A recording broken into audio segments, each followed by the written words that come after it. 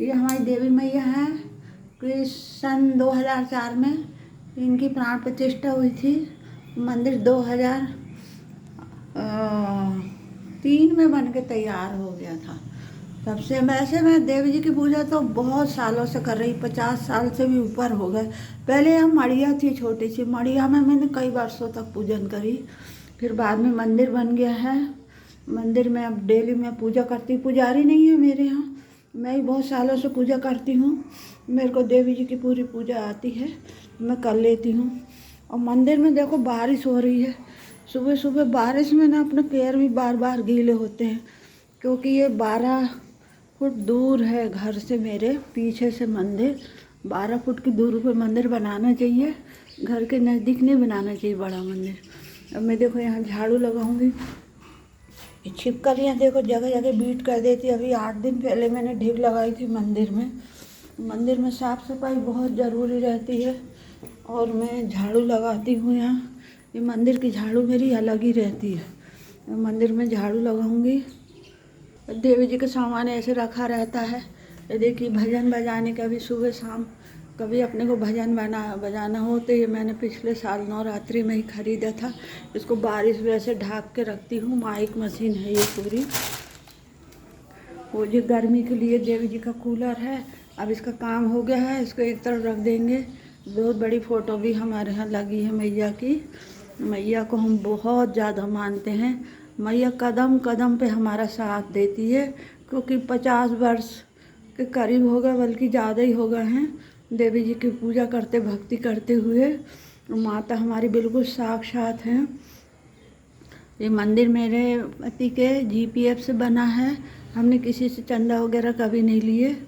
और मैं जो वीडियो भी बनाती हूँ सिर्फ इसलिए बना रही हूँ कि देवी जी को ना कम से कम 1.25 लाख का खर्चा हर वर्ष आता है। दोनों नवरात्रि में देवी जी के सप्तशती के पाठ होते हैं, पंडित जी करते हैं, हवन होता है दोनों नवरात्रि में, और फिर भंडारा होता है कुंवार में। दोनों नवरात्रि में भंडारा हम करवा नहीं पाते, क्योंकि हमारे इतना बजट नहीं रहता।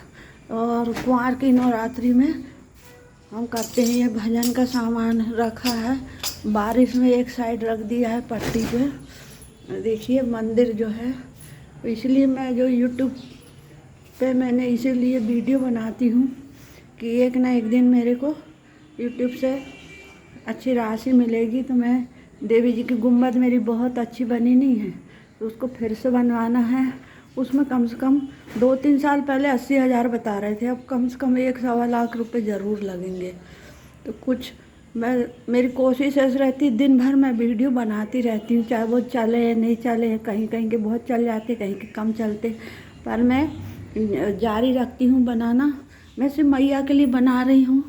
तो मेरा तो यही निवेदन है अपने दर्शकों से कि आप मेरे चैनल को लाइक करें, सब्सक्राइब करें, देवी जी के काम में सहयोग प्रदान करें। ये देखिए हमारी मैया कितनी सुंदर हैं, साक्षात जैसे बोलेंगी बात करेंगी एकदम। 2004 में जयपुर से मूर्ति आई थी, प्राण प्रतिष्ठा कराई थी, और हमारे अखंड ज्योत भी बराबर जलती रहती है। जय ज्वाला मालिनी मैया की जय। और मैं कोल्हापुर गई थी। कोल्हापुर माता महालक्ष्मी के पंडित जी ने बताया था कि जो एक बार कोल्हापुर हो जाता है उसको बहुत ज़्यादा आर्थिक लाभ होता है। मैया कृपा करती है महालक्ष्मी मैया। ये श्री यंत्र भी रखा है। मैंने 20 वर्षों तक त्रिपुर सुंदरी साधना करी है, पूजन करी है।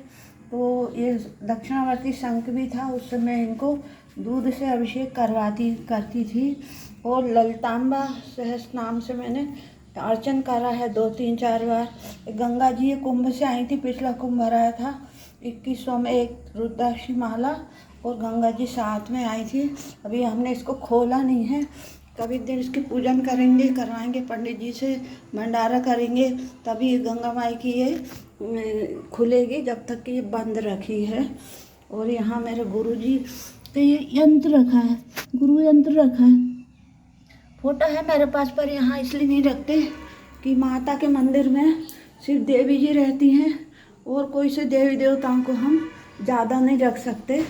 गणेश जी तो उनके पुत्र हैं, ये उनके पुत्र हैं। देखिए ये शालिग्राम, अभी हम वहाँ गए थे नेपाल, तीर्थ यात्रा गए थे, बहुत सी चीज़ें हमने देख के आए थे, बस से गए थे, बहुत सी चीज़ें देख के, बहुत से मंदिर देख के आए हैं बस में। 22 दिन की यात्रा थी, 22 दिन में आए थे हम घर। और ये पारद की महालक्ष्मी है, एक पारद के गणेश जी हैं, और ये वो क्या शालिग्राम महिषला गंडकी नदी से जो निकलते हैं, एक एलाई थी, एक एलाई थी।